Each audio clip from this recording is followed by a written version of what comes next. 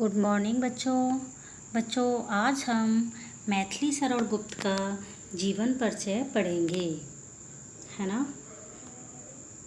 तो मैथिली शरण गुप्त का जन्म सन 1886 ईस्वी में झांसी जिले के अंतर्गत चिरगांव नामक स्थान पर एक वैश्य कुल में सेठ रामचरण के घर में हुआ था।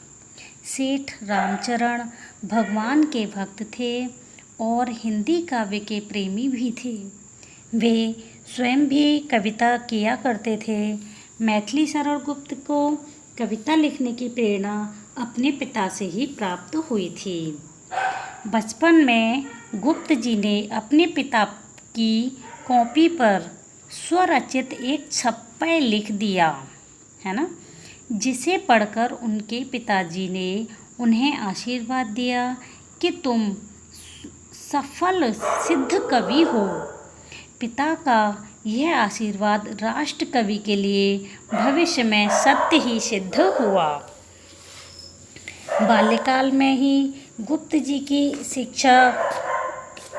रुचि शिक्षा में नहीं थी।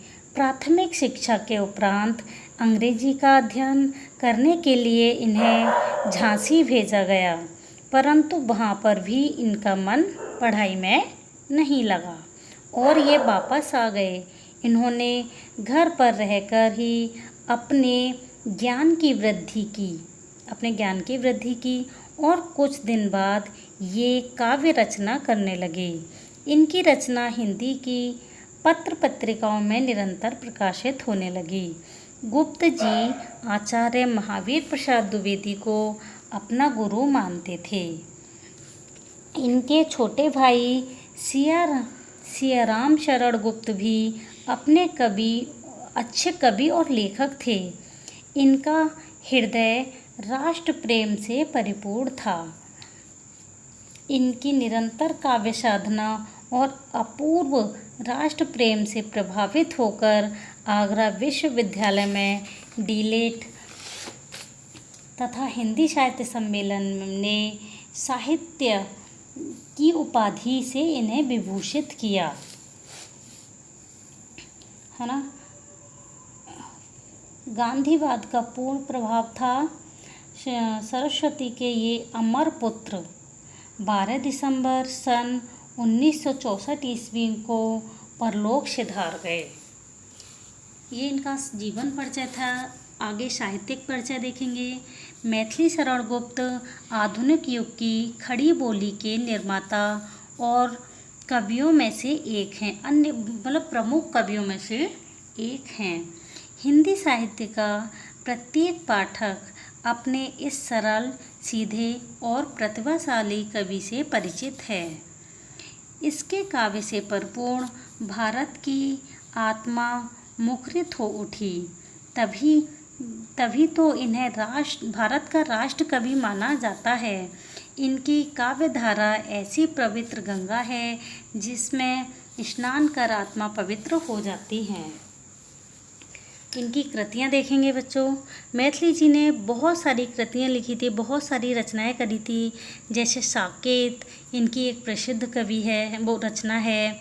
यशोधरा है, द्वापर है, जयद्रथ वध है, जय भारत है, किसान, पंचवटी, भारत भारती, है ना, रंग में भंग, झनकार, हिंदू, वन वैभव, नहोश, कुणाल गीत आदि कृतियाँ इन्होंने करी थी। इनकी शैली गुप्त जी काव्य की भाषा खड़ी बोली है। गुप्त जी के काव्य की भाषा खड़ी बोली है, मतलब इन्होंने अपनी भाषा का खड़ी बोली का अधिक प्रयोग किया था अपनी रचनाओं में। इन्होंने अपनी सभी रचनाओं का माध्यम खड़ी बोली को ही बनाया। गुप्त जी ने पूर्व खड़ी बोली की कविता होनी प्रारंभ हो गई थी। इन्होंने ही खड़ी बोली का कविताओं में खड़ी बोली का प्रयोग प्रारंभ करना, इन्होंने ही शुरुआत करी थी, परंतु वह भाषा दोषों से पूर्ण थी। महावीर प्रसाद जी ने खड़ी बोली को दोषों से मुक्त कर उनका परिष्कृत, शुद्ध और आदर्शमय रूप प्रस्तुत किया। इनकी भाषा में ब्रज भाषा का मिश्रण हो जाने और भी अधिक मधुरता और कोमलता का प्रसार हो गया।